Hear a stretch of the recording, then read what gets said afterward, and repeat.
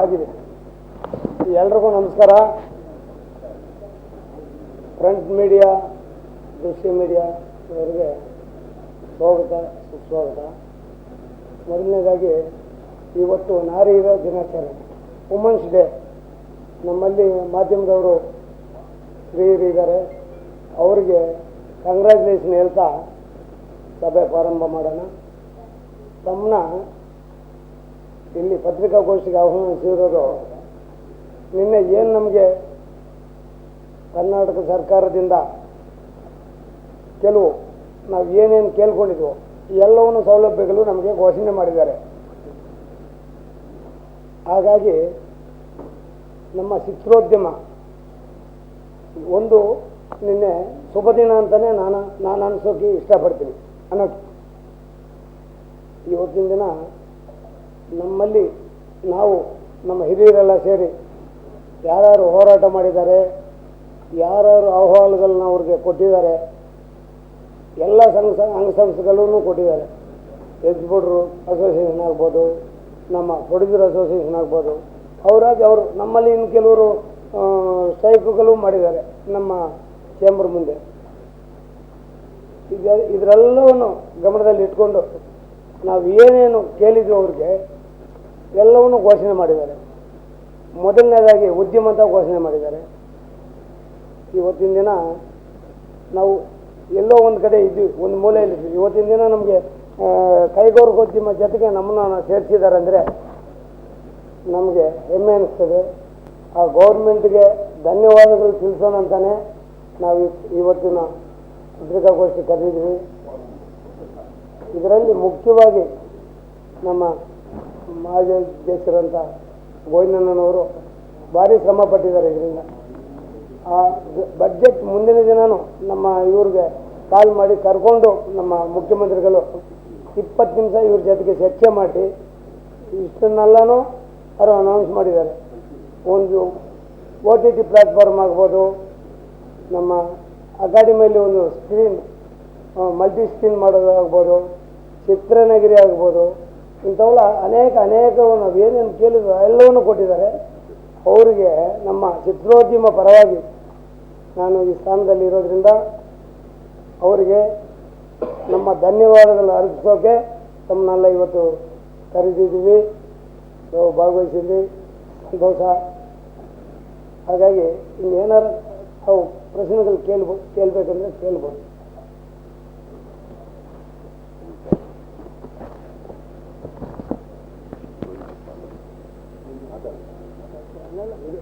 ಕೇಳ ಮೇಲೆ ಅವರೇ ಕೇಳಿ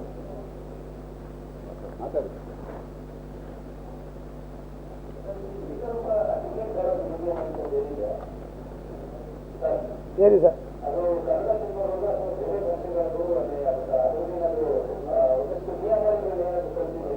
ಸರ್ ಖಂಡಿತ ಎಲ್ಲ ಲ್ಯಾಂಗ್ವೇಜ್ಗೂ ಒಂದೇ ದರ ಇರಬೇಕು ಅನ್ನೋದು ನಮ್ಮ ಮನಸ್ಸಿಗೆ ಇತ್ತು, ಅದನ್ನೇ ಮಾಡಿದ್ದಾರೆ. ಈಗಾಗಲೇ ನೆರೆ ರಾಜ್ಯಗಳಲ್ಲಿ ಇದೇ ಏನು ನಮ್ಮಲ್ಲಿ ಟ್ಯಾರಿಫ್ ಇದೆಯೋ ಅದನ್ನೇ ನಾವು ತಗೊಂಡೋಗಿ ಅವರಿಗೆ ಸಬ್ಮಿಟ್ ಮಾಡಿದ್ವಿ. ಅದನ್ನು ಅವರು ಅನುಷ್ಠಾನಗೊಳಿಸಿದ್ದಾರೆ, ಅದನ್ನೇ ಅನೌನ್ಸ್ ಮಾಡಿದ್ದಾರೆ, ಘೋಷಣೆ ಮಾಡಿದ್ದಾರೆ. ಅದು ಮುಂದಕ್ಕೆ ಏನು ಇವತ್ತು ಘೋಷಣೆ ಆಗಿದೆಯಲ್ಲ ಎಲ್ಲವನ್ನೂ ನಮಗೆ ಅನುಷ್ಠಾನಕ್ಕೆ ತರಲಿ ಅನ್ನೋದು ನಮ್ಮ ಆಸೆ.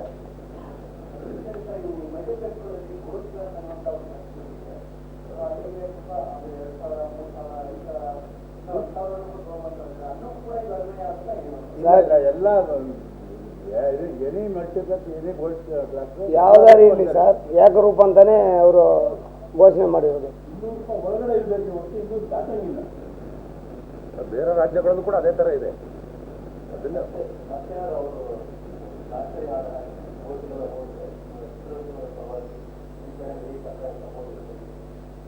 ಸರ್ ಅವರು ಹೋಗೋಕ್ಕೆ ಎಲ್ಲರಿಗೂ ಅವಕಾಶ ಇರುತ್ತೆ, ಆದರೆ ಒಂದು ಗೌರ್ಮೆಂಟು ಹೋಮ್ ಡಿಪಾರ್ಟ್ಮೆಂಟಿಂದ ಆಗಿರೋದನ್ನು ನನಗೆ ತಿಳಿದ ಮಟ್ಟಿಗೆ ಅಷ್ಟು ಈಸಿಯಾಗಿ ಅವ್ರು ಬಿಟ್ಕೊಡಲ್ಲ. ಇದ್ರ ಬಗ್ಗೆ ನಮ್ಮ ಮಾಜಿ ಅಧ್ಯಕ್ಷರುಗಳು ಗೋವಿಂದಣ್ಣ ಮಾತು ಇಲ್ಲ ಹೇಳಿದ್ದಕ್ಕೆ ಅದು 2016ರಲ್ಲಿ ಇವರೇ ಮುಖ್ಯಮಂತ್ರಿ ಆಗಿದ್ದರು ಸಿದ್ದರಾಮಯ್ಯ. ಆ ಸಂದರ್ಭದಲ್ಲಿ ಜೈಮಾಲ್ ಅವರು, ನಾನು ಮತ್ತು ರಾಜೇಂದ್ರ ಸಿಂಗ್ ಬಾಬು, ಚಂದ್ರಶೇಖರ್ ಅವರು, ಚಿನ್ನಪ್ಪನವರು ಎಲ್ಲರೂ ಹೋಗಿ ಮುಖ್ಯಮಂತ್ರಿಯವ್ರನ್ನ ಏನು ಬಡ್ಜೆಟ್ಟು ಈ ಶಕ್ತಿ ಭವನದಲ್ಲಿ ನಡೀತಾ ಇತ್ತು ಅಲ್ಲೇ ಹೋಗಿ ಅವ್ರನ್ನ ಮನವೊಲಿಸಿ ಕೊನೆಗೆ ಅವರೊಂದು ಸಭೆ ಕರೆದು ಅದನ್ನು ನಿಮಗೆ ಇಲ್ಲಿ ಕ್ಲಿಯರಾಗಿ ಹೇಳ್ಬಿಡ್ತೀನಿ. ಒಂದು ಎಲ್ಲ ಆಫೀಸರ್ಸ್ ಡಾಕ್ಟ್ರು ಸಂಬಂಧಪಟ್ಟಂಥ ವಾರ್ತಾ ಮಂತ್ರಿ ರೋಷನ್ ಬೇಗ್ ಅವರೆಲ್ಲರನ್ನೂ ಸೇರಿಸಿ ಒಂದು ಸಭೆ ಕರೆದು ಮೀಟಿಂಗ್ ಕರೆದಾಗ ಮೀಟಿಂಗಲ್ಲಿ ಕೆಲವು ಅಧಿಕಾರಿಗಳು ಮಾಹಿತಿ ಕೊಟ್ಟರು. ಏನು ಮಾಹಿತಿ? ಬೇರೆ ಭಾಷೆ ಚಿತ್ರಗಳಿಂದ ಎಷ್ಟು ಆದಾಯ ಬಂದಿದೆ, ಕನ್ನಡ ಚಿತ್ರರಂಗದಿಂದ ಎಷ್ಟು ಆದಾಯ ಬಂದಿದೆ ಅಂತ ಕೇಳಿದ್ರು. ಅವರು ಎಲ್ಲ ಮಾಹಿತಿ ಕೊಟ್ಟರು. ಮಾಹಿತಿ ಕೊಟ್ಟಾಗ ಅವ್ರು ಹೇಳಿದ್ರು ಅದರ್ ಲ್ಯಾಂಗ್ವೇಜಿಂದ ನಮಗೆ ಸುಮಾರು 96 ಕೋಟಿ ಈ ವರ್ಷ ಟ್ಯಾಕ್ಸ್ ಬಂದಿದೆ ಸರ್. ಕನ್ನಡ ಚಿತ್ರದಿಂದ ಕೇವಲ 36 ಲಕ್ಷ ಬಂದಿದೆ, 36 ಕೋಟಿ. ಹಾಗಾಗಿ ನಾವು ಇದನ್ನು ಇದು ಮಾಡಿದ್ವಿ ಅಂತ ಹೇಳಿದಾಗ ಮುಖ್ಯಮಂತ್ರಿಯವರು, ರಾಜ್ಯದ ಮುಖ್ಯಮಂತ್ರಿಯಾಗಿ ಜವಾಬ್ದಾರಿ ಸ್ಥಾನದಲ್ಲಿದ್ದವರು ಒಂದು ಮಾತು ಹೇಳಿದ್ರು, ನಾನಿಲ್ಲಿ ಬೇರೆ ಭಾಷೆ ಉದ್ಧಾರ ಮಾಡೋಕ್ಕೆ ನನಗೆ ಗೊತ್ತಿಲ್ಲ, ನನ್ನ ಭಾಷೆ ನಾನು ರಕ್ಷಣೆ ಮಾಡ್ಕೋಬೇಕಾಗಿದೆ. ಹಾಗಾಗಿ 200 ರೂಪಾಯಿ ಮೇಲೆ ನಾನು 150 ರೂಪಾಯಿ ಆಟ ಆಡ್ಕೊಂಡು ಕೂತಿದ್ದೆ. ಕೊನೆಗೆ ಅವರು ಒಂದಿಲ್ಲ ಒಂದು ಕೆಲಸ ಮಾಡೋಣ, ಒಂದು 50 ರೂಪಾಯಿ ಆ ಕಡೆ ಈ ಕಡೆ ಮಾಡಿಬಿಟ್ಟು 200 ರೂಪಾಯಿಗೆ ನಾವು ಮಾಡಿ ಮುಗಿಸೋಣ ಅಂತ ಹೇಳಿದ್ರು. ನಾವು ಅದಕ್ಕೆ ಒಪ್ಕೊಂಡಾಗ ಏನಾಯಿತು, ನಿಮಗೆ ಆಗಿನ IAS ಆಫೀಸರು ಲಕ್ಷ್ಮೀನಾರಾಯಣ ಅಂತ ಇದು ಅವ್ರೇನು ಮಾಡಿದ್ರು, ಯಾವ ಇಲಾಖೆಯಿಂದ ಆ ಆದೇಶ ಹೋಗ್ಬೇಕಾಗಿತ್ತು ಆ ಇಲಾಖೆಯಿಂದ ಹೋಗಲಿಲ್ಲ. ಅದು ಕಾನೂನು ನಮ್ಮ ಏನು ಕಾನೂನು ಇಲಾಖೆಯಿಂದ ಆ ಆದೇಶ ಹೋಗಿದ್ರೆ ಅವರು ಪ್ರಶ್ನೆ ಮಾಡೋಕ್ಕೆ ಬರ್ತಿರ್ಲಿಲ್ಲ, ಅವರು ಬರ್ತಿರ್ಲಿಲ್ಲ. ಹಾಗಾಗಿ ಅವರು ವಾರ್ತಾ ಇಲಾಖೆಯಿಂದ ಆ ಆದೇಶ ಹೊರಡಿಸಿದ್ದಕ್ಕೆ ಅವರಿಗೆ ಈಸಿಯಾಗಿ ಸೇರಿಸಿದ್ರು. ಹಾಗಾಗಿ ಅದೊಂದು ಜ್ಞಾನದಲ್ಲಿ ಬಿದ್ದಿತ್ತು. ಅದನ್ನು 2016ರಲ್ಲಿ ಆಗಿದ್ದನ್ನು ಇವತ್ತು 25ರಲ್ಲಿ ಮುಖ್ಯಮಂತ್ರಿಗಳನ್ನ ಮಾಡಿಕೊಟ್ಟಿದ್ದಾರೆ. ಅದು ಹೊಸದಲ್ಲ. ಯಾಕೆಂತ ಹೇಳಿದ್ರೆ ಅವ್ರದ್ದು ನಾನು ಕೇಳಿದ್ರು, ಯಾರು ಅಧಿಕಾರಿಗಳು ಕೇಳಿದ್ರು, ಮುಖ್ಯಮಂತ್ರಿ ಮುಂದೆನೇ ಕೇಳಿದ್ರು, ಅದರ್ ಲ್ಯಾಂಗ್ವೇಜ್ 500,000 ಆದರೆ ನಿಮ್ಗೇನಂತೆ ಪ್ರಾಬ್ಲಮ್ಮು, ನಿಮ್ಗೇನು ಅಂತ ಕೇಳಿದ್ರು. ಸರ್, ನೀವೊಬ್ಬರು ಟ್ಯಾಕ್ಸ್ ಇದರಲ್ಲಿರೋರು, ನಿಮಗೆಲ್ಲ ಅರ್ಥ ಆಗುತ್ತೆ. ನಮ್ಮ ರೆವಿನ್ಯೂ ಬೇರೆ ರಾಜ್ಯಗಳಿಗೆ ಹೋಗಬಾರ್ದು, ಅದು ಇಲ್ಲೇ ಉಳಿಬೇಕು ಅಂತ ಹೇಳ್ಬಿಟ್ಟು ಎಲ್ಲರ ಆಸೆ. ಇವತ್ತು ಅದೇನಾಗುತ್ತೆ, ಅದೆಲ್ಲ ಬೇರೆ ರಾಜ್ಯಕ್ಕೆ ಹೋಗುತ್ತೆ. ತಮಿಳುನಾಡು, ಆಂಧ್ರ, ಕೇರಳ ಎಲ್ಲ ನಮ್ಮ ರೆವಿನ್ಯೂ ಹೋಗುತ್ತೆ. ನಾವೇನಾಗಬೇಕು? ಆ ಪ್ರಶ್ನೆ ಇದಾದಾಗ ಅವರು ಅದನ್ನು ಒಪ್ಕೊಂಡ್ರು. 200 ರೂಪಾಯಿ ರೇಟ್ ಆಫ್ ಅಡ್ಮಿಷನ್ ನಿಗದಿ ಮಾಡೋದಕ್ಕೆ ಒಪ್ಕೊಂಡ್ರು. ಎಲ್ಲ ಆಗಿದೆ.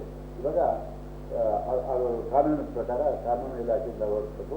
ಆ ಮುಂದಿನ ದಿನಗಳಲ್ಲಿ ಅದಕ್ಕೆ ಯಾರಾದರೂ ಹೋದರೆ ಅಥವಾ ಇನ್ನೊಂದಾದರೆ ಅದನ್ನು ನಾವು ಕೂಡ ಅದರ ನಮ್ಮ ಏನು ಆದ್ಯತೆ ಇದನ್ನು ಅದು ಉಳಿಸ್ಕೊಳ್ಳೋದಕ್ಕೆ ನಾವು ಪ್ರಯತ್ನ ಮಾಡ್ತೀವಿ. ಒಂದು ಕಡೆ ಸರ್ಕಾರವನ್ನು ಪ್ರಯತ್ನ ಮಾಡುತ್ತೆ. ನನಗೆ ಗೊತ್ತಿದ್ದಂಗೆ ಇನ್ನು ಮುಂದಕ್ಕೆ ಯಾರೂ ಹೋಗೋಕ್ಕೆ ಸಾಧ್ಯ ಇಲ್ಲ. ಅದು ಆಯಾ ಇಲಾಖೆಯಿಂದ ಹೊರಡ್ತಾ ಇದ್ದಾರೆ. ನಿಮಗೆ ಗೊತ್ತಿರಬೇಕು, ಮೊನ್ನೆ ವಿಧಾನಸಭೆಯಲ್ಲಿ ಚರ್ಚೆ ಆಯಿತು. ಮಾನ್ಯ ಗೃಹ ಮಂತ್ರಿಗಳು ಹೇಳಿದ್ರು, ಇಲ್ಲ ಇದನ್ನು ಏಕರೂಪ ಟಿಕೆಟ್ ದರ ನಿಗದಿ ಮಾಡೋದಕ್ಕೆ ಸರ್ಕಾರ ಪ್ರಯತ್ನ ಮಾಡ್ತಾ ಇದೆ ಅಂತ ಹೇಳಿ. ಹಾಗಿರೋದ್ರಿಂದ ಅದು ಗೃಹ ಇಲಾಖೆಯಿಂದ ಹೋಗ್ತಾ ಇರೋದ್ರಿಂದ ಅದನ್ನು ಯಾರೂ ಕೂಡ ಸ್ಟೇಗೆ ಮತ್ತೊಂದಿಗೆ ಹೋಗೋಕ್ಕೆ ಸಾಧ್ಯ ಇಲ್ಲ. ಅದಂತೂ ನಿಮಗೆ ನಾನು ಭರವಸೆ ಕೊಡ್ತೇನೆ.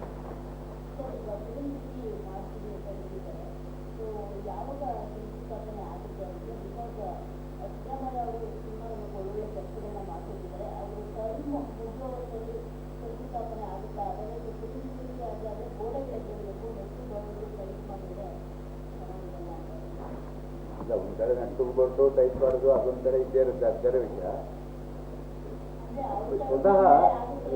ಸ್ವತಃ ನಮ್ಮ ಚಿತ್ರರಂಗದವ್ರಿಗಿನ್ನ ಹೆಚ್ಚು ಆಸಕ್ತಿ ಮುಖ್ಯಮಂತ್ರಿಗಳಿಗಿದೆ. ಯಾಕೆಂತ ಹೇಳಿದ್ರೆ ಮೈಸೂರಿನಲ್ಲಿ ಆಗ್ತಾರೆ. ಇದು ರಾಜ್ಕುಮಾರ್ ಅವ್ರ ಕನಸು. ಬಹುಶಃ ನಿಮ್ಗೆ ಯಾರಿಗೂ ಗೊತ್ತಿಲ್ಲ, ಇದು ರಾಜ್ಕುಮಾರ್ ಅವ್ರ ಕನಸು. ಮೈಸೂರಿನಲ್ಲಿ ಒಂದು ಚಿತ್ರನಗರಿ ಆಗಬೇಕು. ಯಾಕೆಂತ ಹೇಳಿದ್ರೆ ಅದು ಸಾಂಸ್ಕೃತಿಕ ನಗರ ಮೈಸೂರು. ಹಾಗಾಗಿ ಅಲ್ಲಿ ಆಗಬೇಕು ಅನ್ನೋ ಆಸೆ ಅದು ಅವರಲ್ಲಿತ್ತು. ಆ ಆಸೆ ಇವ್ರು ಗೊತ್ತಿತ್ತು. ಯಾರಿಗೆ? ಮಾನ್ಯ ಸಿದ್ದರಾಮಯ್ಯನವರಿಗೆ. ಕಳೆದ ಫೆಬ್ರವರಿ ಅಂದರೆ 2016ರಲ್ಲಿ ಚುನಾವಣೆ ಬಂತಲ್ಲ, ಚುನಾವಣೆ ಬಂದಂಥ ಸಂದರ್ಭದಲ್ಲಿ ನಾನು ಕೂತಿದ್ದಂಗೆ ಮಾದೇವಪ್ಪನವರಿಗೆ ಒಂದು ಆದೇಶ ಮಾಡಿದ್ರು ಮೈಸೂರಿನಲ್ಲಿ. ಫೆಬ್ರವರಿ 19ಕ್ಕೆ ಚಿತ್ರನಗರಿ ಭೂಮಿ ಪೂಜೆಗೆ ನೀನೆಲ್ಲ ತಯಾರಿ ಮಾಡಪ್ಪ, ದಯವಿಟ್ಟು ಇಮಿಡಿಯೇಟಾಗಿ ಅದಾಗಬೇಕು ಅಂತ ಹೇಳಿದ್ರು. ಅವ್ರು ಹೇಳಿ 3-4 ದಿವಸಕ್ಕೆ ಚುನಾವಣೆ ಪ್ರಕ್ರಿಯೆ ಪ್ರಾರಂಭ ಆಯಿತು. ಹಾಗಾಗಿ ಅದನ್ನು ಮಾಡೋಕ್ಕಾಗಲಿಲ್ಲ. ಈಗ ಮುಖ್ಯಮಂತ್ರಿಯವರಿಗೆ ತುಂಬ ಆಸಕ್ತಿ ಇರೋದ್ರಿಂದ ಖಂಡಿತವಾಗಿ ನಮ್ಮ ಒಂದು ಬೇಡಿಕೆನೂ ಇರೋದ್ರಿಂದ ಅದು ಖಂಡಿತ ಮಾಡ್ತಾರೆ. ಅವರು ಮುಖ್ಯಮಂತ್ರಿ ಆಗಿದ್ದಾಗಲೇ ಇನ್ನು 2-3 ತಿಂಗಳಲ್ಲೇ ಆ ಎಲ್ಲ ಪ್ರಯತ್ನಕ್ಕೂ ನಾವು ಶ್ರಮ ಪಡ್ತೀವಿ. ಅದನ್ನು ನಿಮಗೆ ಹೇಳ್ತೀವಿ. ಯಾಕೆಂದರೆ ಮುಖ್ಯಮಂತ್ರಿಗಳಿಗೆ ಅದರ ಮೇಲೆ ತುಂಬ ಆಸಕ್ತಿ ಇದೆ. ನಮಗಿನ್ನ ಜಾಸ್ತಿ ಇದೆ. ಖಂಡಿತ ಮಾಡ್ತಾರೆ ಅನ್ನೋ ಭರವಸೆ ನಮಗೂ ಇದೆ.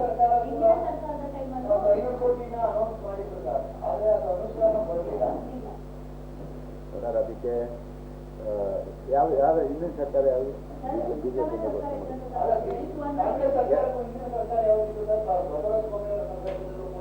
ಯಡಿಯೂರಪ್ಪ ಸರ್ ಅದು ಅಲ್ಲಲ್ಲ ಇದೆಲ್ಲ ಹೇಳ್ತೀನಿ ಕೇಳಿ ಹೇಳ್ತೀನಿ ಕೇಳಿ.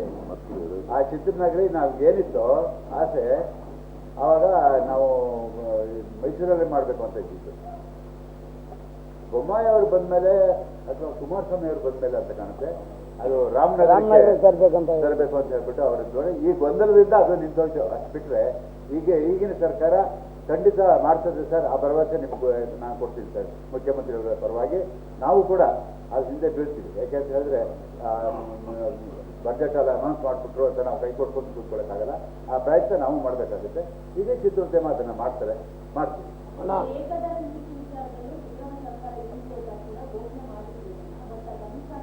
ಅಲ್ಲ ನಾನು ಹೇಳಿದ್ನಲ್ಲ, ಯಾವ ಇಲಾಖೆಯಿಂದ ಅದು ಆದೇಶ ಹೋಗ್ಬೇಕಾಗಿತ್ತು ಆ ಇಲಾಖೆಯಿಂದ ಆದೇಶ ಹೋಗಲಿಲ್ಲ. ಅದು ಕಾನೂನು ಇಲಾಖೆಯಿಂದ ಹೋಗಿದ್ರೆ ಅವರು ಪ್ರಶ್ನೆ ಮಾಡಕ್ಕೆ ಬರ್ತಿರ್ಲಿಲ್ಲ. ತರಾತುರಿಯಲ್ಲಿ ಅವ್ರಿಗೂ ಏನೋ ಒಂದು ನಾನು 200 ರೂಪಾಯಿ ತಂದುಬಿಡ್ಬೇಕು ಅಂತ ಲಕ್ಷ್ಮೀನಾರಾಯಣ ಅವರು ಪಾಪ ಅವರು ಎಲ್ಲ ಪ್ರಯತ್ನ ಮಾಡಿದ್ರು. ಆದರೆ ಅದು ಯಾವ ಇಲಾಖೆಯಿಂದ ಹೊರಡ್ಬೇಕಾಯ್ತು ಆ ಇಲಾಖೆಯಿಂದ ಹೊರಡಿಸಿ ತಪ್ಪಾಯ್ತು. ಈಗ ಯಾವುದೇ ಮಲ್ಟಿಪ್ಲೆಕ್ಸ್ ಭಾರತದಾದ್ಯಂತ ಯಾವುದೇ ರಾಜ್ಯದಲ್ಲಿ ಅವರು ಪ್ರತಿಷ್ಠಾಪನೆ ಮಾಡಬೇಕು ಅನ್ನೋ ಸಂದರ್ಭದಲ್ಲಿ ಕೇಂದ್ರ ಸರ್ಕಾರಕ್ಕೆ ಮುಚ್ಚಳಿಕೆಯನ್ನು ಬರೆದು ಕೊಡ್ತಾರೆ. ಆಯಾಯ ಪ್ರಾದೇಶಿಕ ಭಾಷೆಯ ಚಿತ್ರಗಳಿಗೆ ಆದ್ಯತೆ ಕೊಡ್ತೀವಿ. ಅಲ್ಲಿ ಒಂದು ಇದಕ್ಕೆ ಸರ್ಕಾರಕ್ಕೆ ನಾವು ಬದ್ಧರಾಗಿರ್ತೀವಿ. ಅಲ್ಲಿ ನಾರ್ಮ್ಸ್ ಏನಿದಾವಲ್ಲೋ ಅದಕ್ಕೆ ನಾವು ಬದ್ಧವಾಗಿರ್ತೀವಿ ಅಂತಕ್ಕಂಥ ಒಂದು ಮುಚ್ಚಳಿಕೆ ಬರೆದು ಕೊಟ್ಟಾದ ಮೇಲೆ ಅವ್ರಿಗೆ ಪರ್ಮಿಷನ್ ಅನ್ನೋದು ಸಿಗುತ್ತೆ.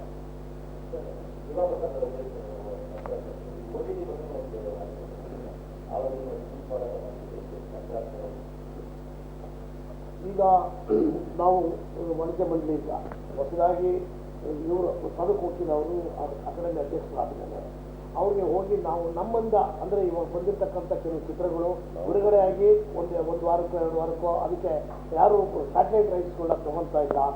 ಆ ಸಂದರ್ಭದಲ್ಲಿ ಏನು ಮಾಡಬೇಕು ಅನ್ನೋಂಥ ವಾತಾವರಣ ಸೃಷ್ಟಿಯಾದಾಗ OTTಗಳನ್ನು ಯಾರೂ ಪರ್ಚೇಸ್ ಮಾಡೋದಕ್ಕೆ ಮುಂದೆ ಬರಲಿಲ್ಲ. ಕೆಲವು ಚಿತ್ರಗಳನ್ನು ಕೆಲವು ಚಿತ್ರಗಳಿಗೆ ದೊಡ್ಡ ನಟರ ಚಿತ್ರಗಳಿಗೆ ಅವರು ಬಿಟ್ಟು ಅಂತ ಇದ್ರು. ಸೊ ಅಂಥ ಸಂದರ್ಭದಲ್ಲಿ ಏನು ಮಾಡಬೇಕು ಅನ್ನೋಂಥ ಸಂದರ್ಭದಲ್ಲಿ ಕೇರಳ ಸರ್ಕಾರದಲ್ಲಿ ಅವರೇ ಮಾಡಬೇಕು, ಸರ್ಕಾರನೇ ಒಂದು OTT ಮಾಡಬೇಕು ಅನ್ನೋ ಒಂದು ಯೋಜನೆ ಇತ್ತು. ಅದೇ ಪ್ರಸ್ತಾವನೆಯನ್ನು ಇಟ್ಕೊಂಡು ನಾವು ನಮ್ಮ ಚಲನಚಿತ್ರ ಅಕಾಡೆಮಿಗೆ, ಯಾಕಂದರೆ ಅಕಾಡೆಮಿ ಅಂತಕ್ಕಂಥದ್ದು ವಾಣಿಜ್ಯ ಮಂಡಳಿಯ ಕೂಸು. ನಾವು ಅಂದರೆ ವಾಣಿಜ್ಯ ಮಂಡಳಿಯ ಹಿರಿಯರು ದಿಗ್ಗಜರು ಇವರೆಲ್ಲ ಕೂತಿರೋರು ಏನು ಇವತ್ತು ಮಾಜಿ ಅಧ್ಯಕ್ಷರುಗಳು ಇನ್ನು ಕೆಲವರೆಲ್ಲ ಕಾಲಾಂತರರಾಗಿದ್ದಾರೆ. ಅವ್ರುಗಳೆಲ್ಲರ ಕನಸಿನ ಕೂಸೆ ಒಂದು ಅಕಾಡೆಮಿ. ಸೊ ಅಕಾಡೆಮಿ ಒಂದು ದೊಡ್ಡ ಮಗು ಇದ್ದಂಗೆ, ನಮ್ಮ ವಾಣಿಜ್ಯ ಮಂಡಳಿಯ ಮಗು ಇದ್ದಂಗೆ ಅವ್ರ ಮುಂದೆ ಬೇಡಿಕೆ ಇಟ್ಟಿದ್ದೀವಿ. ಅವರು ಅದನ್ನು ಮಾಡಲೇಬೇಕು ಅಂತಕ್ಕಂಥ ಇರಾದನ್ನು ಕೂಡ ಹೊಂದಿದ್ದಾರೆ. ಅದಕ್ಕೆ ತಕ್ಕ ಹಾಗೆ ರೂಪರೇಷೆಗಳನ್ನ ಕೊಡ್ರಿ ಅಂತಲೂ ಕೂಡ ಕೇಳಿದ್ದಾರೆ. ಸಮಗ್ರವಾಗಿ ಎಷ್ಟು ಚಲನಚಿತ್ರಗಳು ಇವತ್ತಿನವರೆಗೂ ಬಿಡುಗಡೆ ಆಗಿಲ್ವೋ, ಇನ್ನು ಕೆಲವು ಬಿಡುಗಡೆ ಆಗಿ ಮೂಲೆ ಗುಂಪಾಗಿದ್ದಾವೋ, ಇನ್ನು ಕೆಲವು ಬಂಡವಾಳ ಹಾಕಿರ್ತಕ್ಕಂಥ ಹಣ ವಾಪಸ್ ಬಂದಿಲ್ವೋ, ಅಷ್ಟೂ ಜನ ನಿರ್ಮಾಪಕರುಗಳನ್ನು ಈ ಸಾರಿ ಕರೆದು ಅವ್ರದ್ದೆಲ್ಲ ಡೇಟಾ ತೊಗೊಂಡು ಅಕಾಡೆಮಿಗೆ ಕೊಟ್ಟು OTTನ ಅಲ್ಲಿಂದಲೇ ಮಾಡಬೇಕು ಅಂತೇಳಿ ನಮ್ಮಲ್ಲಿ ನುರಿತ ತಜ್ಞರನ್ನು ನಾವು ರೆಕಮೆಂಡ್ ಮಾಡಿ ಅದನ್ನು ಕಳಿಸ್ತಾ ಇದ್ದೀವಿ.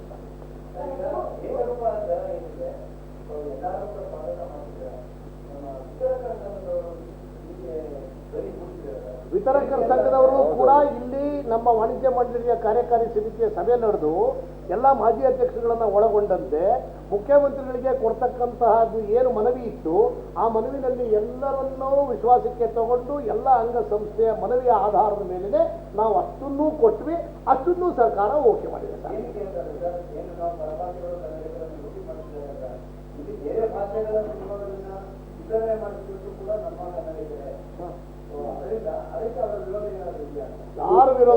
ಇಲ್ಲ ಸರ್, ಇನ್ನೊಂದು ಹೇಳಕ್ಕೆ ಇಷ್ಟಪಡ್ತೀನಿ. ಅವ್ರು ನಮ್ಮ ಇಂಡಸ್ಟ್ರಿಗೆ ಅಲ್ಲ ಮಾಡಿರೋದು, ಕರ್ನಾಟಕ ಜನತೆಗೂ ಇದು ಅನುಕೂಲ ಆಗುತ್ತೆ. ಒಬ್ಬ ಪ್ರೇಕ್ಷಕ ಒಂದು ಸಿನಿಮಾ ನೋಡಿ ಒಂದು ವಾರದಲ್ಲಿ ಸುಮ್ಮನೆ ಒಂದು 2-3 ಸಿನಿಮಾಗಳು ಮಾಡೋಕ್ಕೆ ಬರ್ತಾರೆ. ಪ್ರೇಕ್ಷಕರು ಹೆಚ್ಚಿನ ಜನ ಥಿಯೇಟರ್ಗಳಿಗೆ ಬರ್ತಾರೆ ಅನ್ನೋದು ಅವ್ರ ಉದ್ದೇಶನೂ ಆಗಿದೆ, ನಮ್ಮದೂ ಅದೇ ಉದ್ದೇಶ. ಹಾಗಾಗಿ ಯಾರು ನಾವು ಅಪೋಸ್ ಮಾಡ್ತಾ ಇಲ್ಲ. ಯಾವ ಡಿಸ್ಟ್ರಿಬ್ಯೂಟ್ರು ಮಾಡ್ತಾಯಿಲ್ಲ, ಯಾವ ಎಕ್ಸಿಬ್ಯೂಟ್ರೂ ಅಪೋಸ್ ಅಂತೂ ಮಾಡ್ತಾಯಿಲ್ಲ. ಇನ್ನೂ ಕೆಲವು ಕಾರಣಾಂತರಗಳಿಂದ ಏನಾರ ಸ್ಟೇಕಿಗೆ ಹೋದರೆ ಹೋಗೋದಿಲ್ಲ ಅಂತ ನಾವು ಅಂದ್ಕೊಂಡಿದ್ವಿ. ಸರ್ ಆ್ಯಕ್ಚುಲಿ ಕರ್ನಾಟಕದ ಜನತೆಗೆ ಅನುಕೂಲ ಇದೆ ಸರ್. ಇವತ್ತು ಸಾಮಾನ್ಯ ಜನ ಎಟ್ಕೋ ರೀತಿಯಲ್ಲಿ ರೇಟ್ ಇದೆ, ಹಾಗಾಗಿ ಜನ ಜಾಸ್ತಿ ಬರ್ತಾರೆ ಸಿನಿಮಾಗಳಿಗೆ. ಈ ನಡುವೆ ಒಂದು ರಿಲೀಸ್ ಆದರೆ ಜನನೇ ಬರ್ತಾ ಇಲ್ಲ.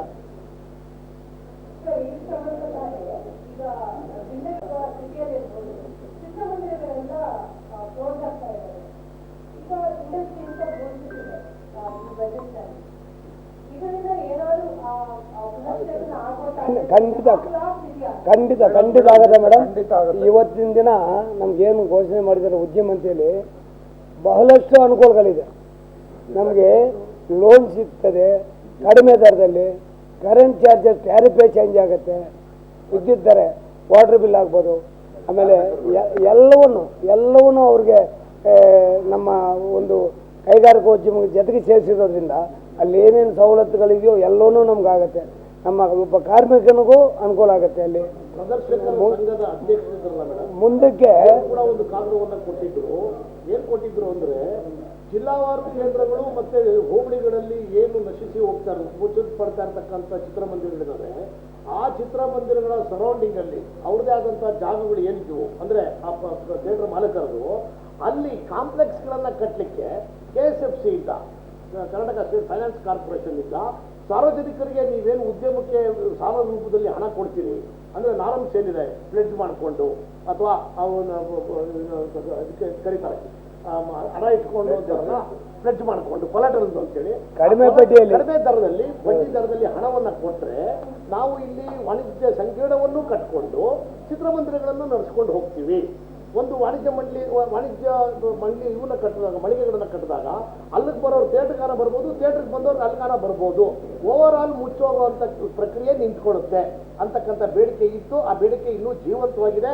ಈಗ ಮುಂದಕ್ಕೆ ಎಲ್ಲ ಅಲ್ಲಲ್ಲ, ಅದನ್ನು ನಮ್ಮ ಉದ್ಯಮ ಅಂತ ಘೋಷಣೆ ಆಗಿರೋದ್ರಿಂದ ಅಲ್ಲಿ ಬರುತ್ತೆ, ಅನುಕೂಲ ಆಗುತ್ತೆ.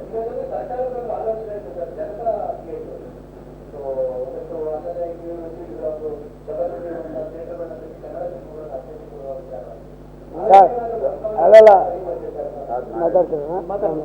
ಅಲ್ಲಿ ಕಳೆದ ಸುಮಾರು ನಿಮ್ಮ ಬರ್ತಡೇ ದಿವಸ ಅಭಿನಂದನಾ ಸಮಾರಂಭದಲ್ಲಿ ಹೇಳಿದ್ರು 6-7 ವರ್ಷಗಳ ಹಿಂದೆ ಇದೇ ಒಂದು ಆದೇಶನ ಹೊರಡಿಸಿದ್ರು.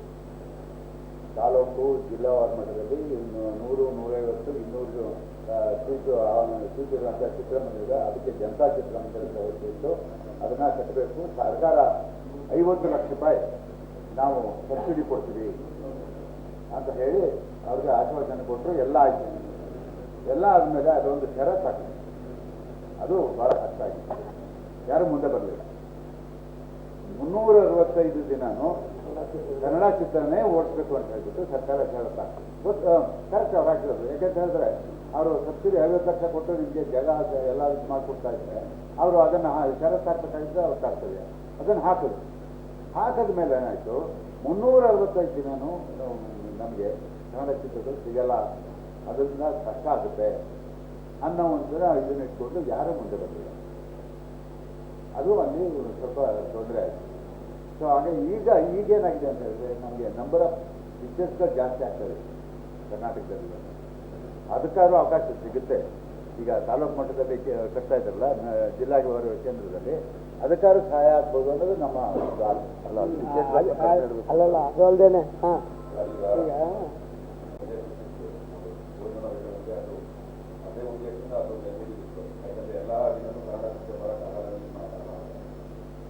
ಈಗ ಈ ಒಂದು ಪರಿಹಾರ ಈ ಒಂದು ವ್ಯವಸ್ಥೆಯನ್ನು ತಂದ್ಕೊಡ್ಬೇಕಂದ್ರೆ ನಾವೇನು ಮಾಡಿದ್ರೆ ಹೆಣ್ಮಗಳು ನಮಗೆ ರೋಡ್ ಮುಖಾಂತರ ನೀವು ಕೊಟ್ಟರೆ ಏನು ಇಂಡಸ್ಟ್ರಿ ಅಂತ ಕನ್ಸಿಡರ್ ಮಾಡಿ ಒಂದು ನಾವು ಯಾವ ವಿಭಾಗವೂ ಇರಲಿಲ್ಲ.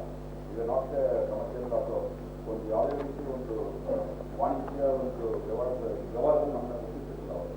ಈಗ ಕೈಗಾರಿಕೆ ಇದರಲ್ಲಿ ಗುರುತಿಸಿರೋದ್ರಿಂದ ಸೊ ನಾವು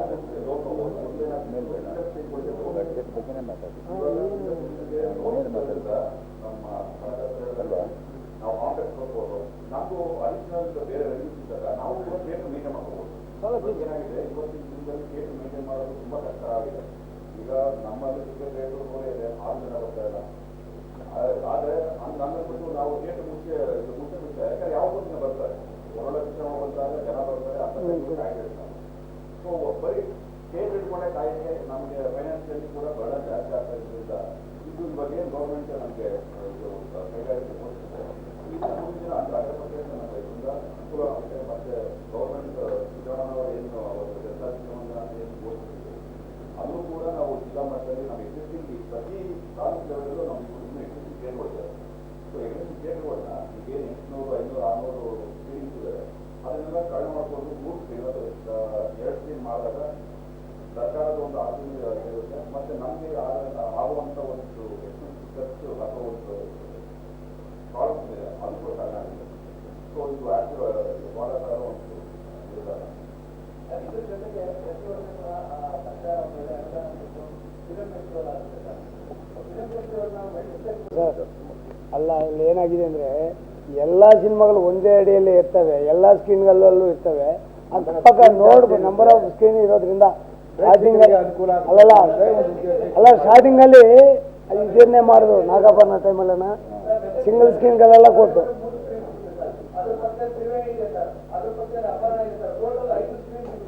ಪಾಶ್ಚಾತ್ಯ ರಾಷ್ಟ್ರಗಳಿಂದ ಬರ್ತಕ್ಕಂತಹ ವ್ಯಕ್ತಿಗಳು ಒಂದೇ ಅವ್ರಿಗೆ ಮೂಲಭೂತ ಸೌಕರ್ಯಗಳ ಕೊರತೆ ಇರುತ್ತೆ.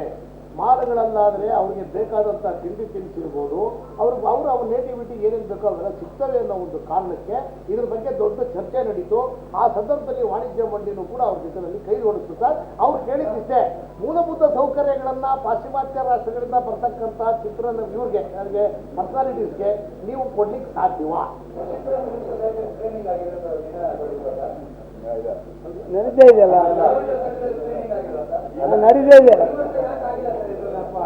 ಸರ್, ಇವತ್ತು ನಡೀತಾ ಇದೆ.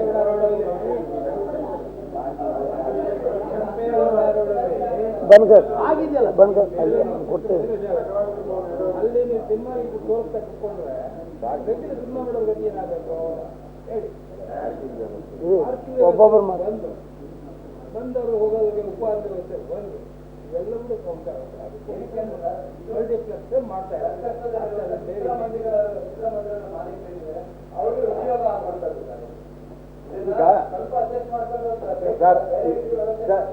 ಈಗ ನಿಮ್ಮ ಸಲಹೆ ತಗೋತೀವಿ. ಮುಂದಿನ ದಿನಗಳಿಗೆ ಆ ಪ್ರಯತ್ನ ಪ್ರಸ್ತಾಪ ಮಾಡ್ತೀವಿ. ಮೆಜೆಸ್ಟಿಕ್ಕಲ್ಲಿ ಆ ಒಂದು ಪ್ರಯತ್ನನ ಖಂಡಿತ ಮಾಡ್ತೀವಿ.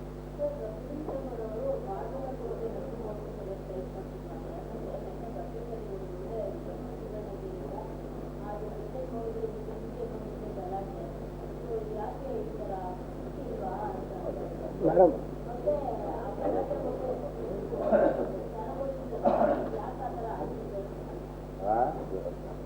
ಅದಕ್ಕೆ ಒಂದು ಸಪ್ರೇಟ್ ಆಗಿ ಪ್ರಶ್ನೆ ಕರಿತೀನಿ. ಇದ್ರೆ ನಾವು ಕರೆದಿರೋದು ಇದಕ್ಕೆ ಸಂತೋಷ ನಾನು ಕರಿತೀನಿ. ಅದಕ್ಕೆ ಸಂತೋಷ ಹಂಚ್ಕೊಳ್ಳಿಕ್ಕೋಸ್ಕರ ಈ ಪ್ರಶ್ನೆ ನಾನು ಉತ್ತರ ಕೊಡ್ತೀನಿ.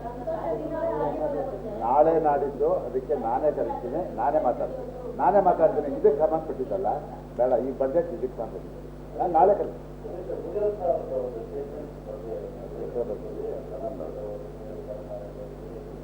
ಸರ್ ನಾವೊಂದು ಕಮಿಟಿ ಕರೆದು ಅಲ್ಲಿ ಏನು ಬೇಕಂತ ನಾವು ತಿಳ್ಕೊಂಡಿದ್ದೇವೆ. ನಾವೊಂದು ಪತ್ರ ಬರೀಬೇಕಾಗಿತ್ತು, ಬರ್ದಿದ್ದೀವಿ ಸರ್ ಆಲ್ರೆಡಿ. ಅವರಿಂದ ಏನು ನಮಗೆ ವಿಶ್ಲೇಷಣೆ ಬರುತ್ತೆ ಅನ್ನೋದು ನೋಡಿ.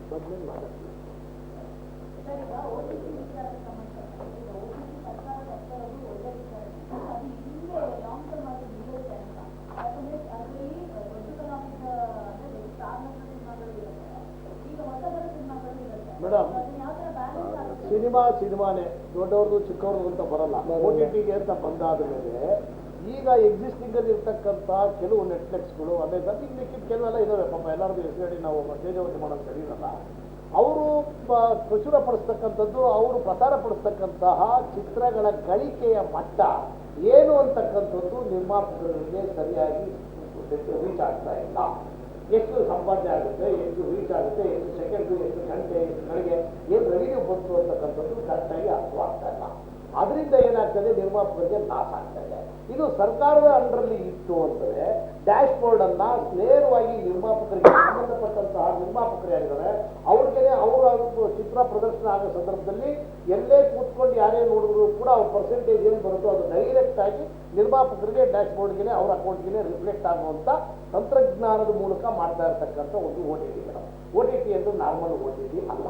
ಆಮೇಲೆ ಅದರಿಂದ ಯಾರೇ ಈಗ ನಾವು ನಮ್ಮ ಅಕಾಡೆಮಿಯಿಂದ ನಾವು OTT ಮಾಡಿ ಸಲಹೆ ಕೊಟ್ಟು ಮಾಡಿಸಿರೋದನ್ನ ಯಾರು ಕೂಡ ಪೈರಸಿ ಮಾಡದೇ ಇರೋ ಹಾಗೆ, ಯಾಕಂದ್ರೆ ಪೈರಸಿ ಹಾವಳಿ ನಿಮಗೆ ಗೊತ್ತಿರಬೇಕು, ಟೆಲಿಗ್ರಾಮ್ದೆಲ್ಲ 100 ಸರಿ ಮಾತಾಡಿದ್ದೀವಿ. ಸೊ ಟೆಲಿಗ್ರಾಮಲ್ಲಿ ಒಂದು ಆ್ಯಪಲ್ಲಿ ಬಂದ ತಕ್ಷಣ 150 ಡೌನ್ಲೋಡ್ ಆಗುತ್ತೆ, ಫ್ರೀ ಆಫ್ ಕಾಸ್ಟ್ ಎಲ್ಲರೂ ನೋಡ್ಕೊಂಡು ಕೂತ್ಕೊಳ್ತಾರೆ. ಆದರೆ ಈಗ ನಾವು ಕೊಡ್ತಾ ಇರ್ತಕ್ಕಂಥ ತಂತ್ರಜ್ಞಾನದಲ್ಲಿ ಯಾವುದೇ ಕಾರಣಕ್ಕೂ ಪೈರಸಿ ಆಗೋದಕ್ಕೆ ಅವಕಾಶ ಇಲ್ಲ.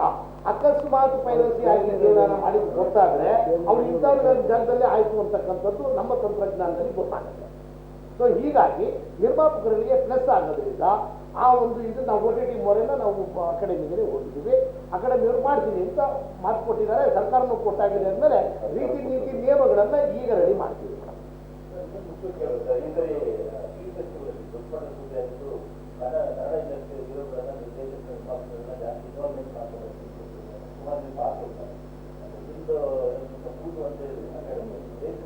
ಅಕಾಡೆಮಿಯವರು ಅದಕ್ಕೆ ಆಲ್ರೆಡಿ ಸಮಜಾಯಿಷಿಗಳನ್ನ ಕೊಟ್ಟಾಗಿದೆ ಸರ್. ಯಾರ್ಯಾರು ಕೊಟ್ಟಿದ್ವಿ ಅಂತಕ್ಕಂಥ ಲಿಸ್ಟನ್ನು ಕೂಡ ಅಧ್ಯಕ್ಷರು ಕೊಟ್ಟಿದ್ದಾರೆ. ಕೆಲವರಿಗೆ ತಲುಪದೇ ಇರ್ಬೋದು, ಅದು ಅಚಾತುರ್ಯ ಅದು ಆಗಿದೆ, ಅದನ್ನು ಅವರು ಹೇಳ್ಕೊಂಡಿದ್ದಾರೆ. ಪ್ರಾಯಶಃ ಅದು ನಾವು ಕೊಟ್ಟದ್ದು ಅಲ್ಲ, ಅದನ್ನ ನೀವು ಪರಾಮರ್ಶಿಸಿದ್ರೆ ಅಲ್ಲ, ಅದು ಆಗಿರೋದು ಅಚಾತುರ್ಯ ಅಂತ ನಮ್ಮ ಕಣ್ಣಿಗೆ ಕಾಣುತ್ತೆ. ಬೇಜವಾಬ್ದಾರಿ ಅಂತ ನೀವು ಅದನ್ನ ವ್ಯಾಖ್ಯಾನಿಸೋದಾದ್ರೆ ಲೆಫ್ಟ್ ಯು.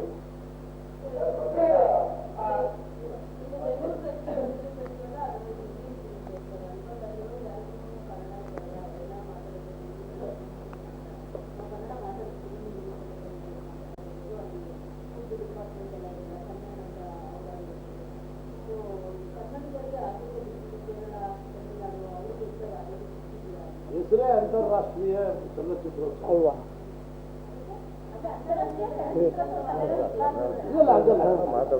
ಅವ್ರ ಜೊತೆಯಲ್ಲಿ ಕಮ್ಯುನಿಕೇಶನ್ ಕೂಡ ಇರಬೇಕಾಗ್ತದೆ. ಅಭಿನಂದನೆ ಸಲ್ಲಿಸೋಕೆ ಇಲ್ಲಿ ಕರೆದಿದ್ದೀನಿ, ಅಲ್ಲಿಗೆ ಹೆಚ್ಚಿಗೆ ಮುಗಿಸಿ. ಸರ್ ಸತೀಶ್ ಅವರೇ, ತಮ್ಗೊಂದು ಹೇಳಕ್ಕೆ ಇಷ್ಟಪಡ್ತೀನಿ ಸರ್.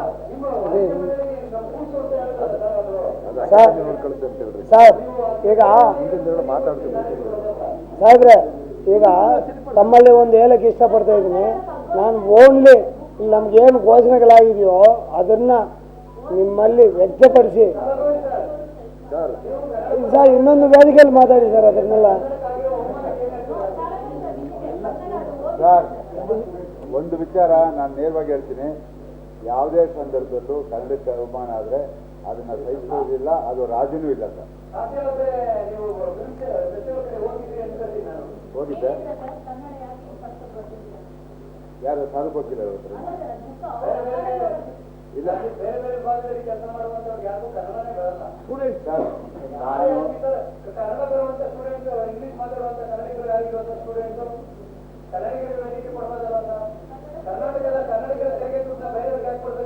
ಇನ್ನೊಂದು ವೇದಿಕೆಯಲ್ಲಿ ಮುಂದೆ ಒಂದು ಚರ್ಚೆ ಮಾಡ್ತೀವಿ ಅಂತ ಇಲ್ಲೇ ಹೇಳ್ಬಿಡಿ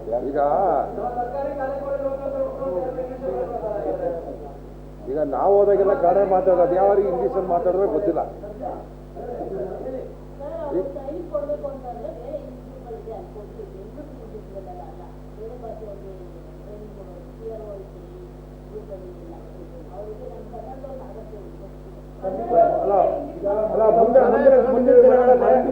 ಮುಂದಿನ ದಿನಗಳಲ್ಲಿ ಚರ್ಚೆ ಆಗುತ್ತೆ ಸರ್. ಒಬ್ಬರು ಮಾತಾಡಿ ಅಲ್ಲ, ಅಕಾಡೆಮಿ ಜೊತೆ ಮುಂದಿನ ದಿನಗಳಲ್ಲಿ ಚರ್ಚೆ ಆಗುತ್ತೆ. ಚರ್ಚೆದಲ್ಲಿ ಇವಾಗೇನು ನ್ಯೂನ್ಯತೆಗಳು ಕಾಣಿಸಿದೆಯೋ ಅದೆಲ್ಲ ನಾವು ಚರ್ಚೆ ಮಾಡ್ತೀವಿ.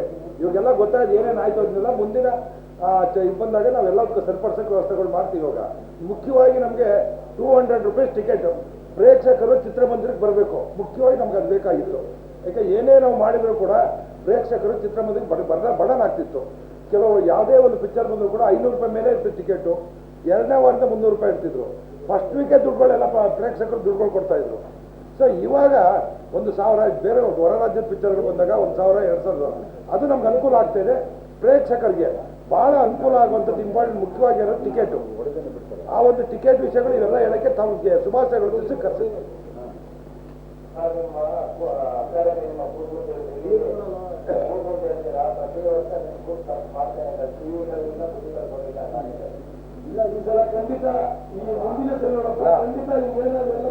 ಈಗ ವಾಣಿಜ್ಯ ಮಂಡಳಿ ಮೀಟಿಂಗ್ ಹೋಗ್ಲೇಬೇಕು ಅಕಾಡೆಮಿಗೆ.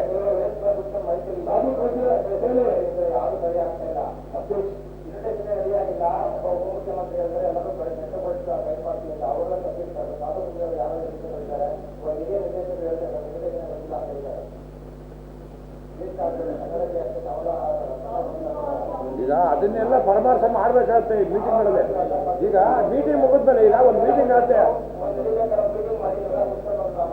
ಅದು ಮಾಡಿಲ್ಲ, ಅದು ಮಾಡಿಲ್ದಿದ್ರೆ ಎಡವಟ್ಟಾಗಿದೆ. ನೀವು ಹೇಳಿದ್ದನ್ನ ಖಂಡಿತ ಒಪ್ಕೊಳ್ತೀವಿ. ಇವಾಗ ನಾವು ಈ ಸಾರಿ ಆಗಿರುವಂಥ ಅಧ್ವಾನ ಯಾವ ರಾಜ್ಯದಲ್ಲೂ ಆಗಿರಲಿಲ್ಲ, ಅಧ್ವಾನ ಆಗಿದೆ. ಆದರೆ ಏನು ಮಾಡಬೇಕು, ನಮ್ಮ ಮುಂದಿನ ದಿನಗಳಲ್ಲಿ ನಮ್ಮ ಪದಾಧಿಕಾರಿಗಳು ಇದ್ದಾರೆ, ಅವರ ಜವಾಬ್ದಾರಿ ತಗೊಂಡು ಅದೇನು ಮಾಡಬೇಕು ಅದನ್ನು ಮಾಡ್ತಾರೆ, ಖಂಡಿತವಾಗಿ ಮಾಡಬೇಕು. ಖಂಡಿತನ ಈಗಲೇ ಜನರಲ್ ಬಾಡಿ ಕರೀತಾರೆ, ಅದರಲ್ಲೇ ನಾವು ಪ್ರಸ್ತಾಪ ಮಾಡ್ತೀವಿ.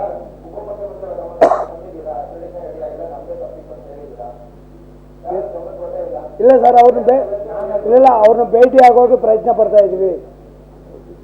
ಒಂದು ವಾರದ ಒಳಗಡೆ ಅವ್ರನ್ನ ಹೋಗಿ ಭೇಟಿ ಆಗ್ತೀವಿ ಸರ್.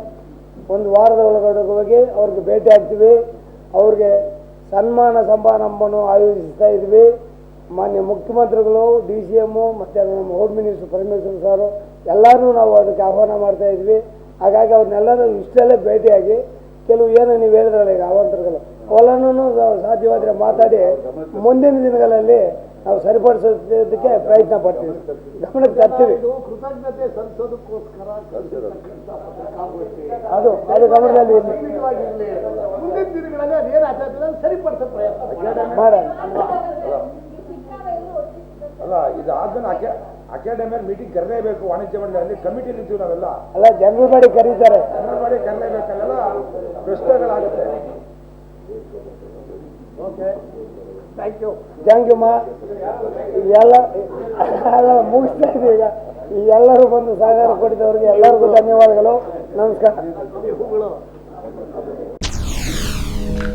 SSTV ಸಿನಿಮಾ ಜಗತ್ತಿನ ಕ್ಷಣ ಕ್ಷಣದ ಸುದ್ದಿಯೊಂದಿಗೆ.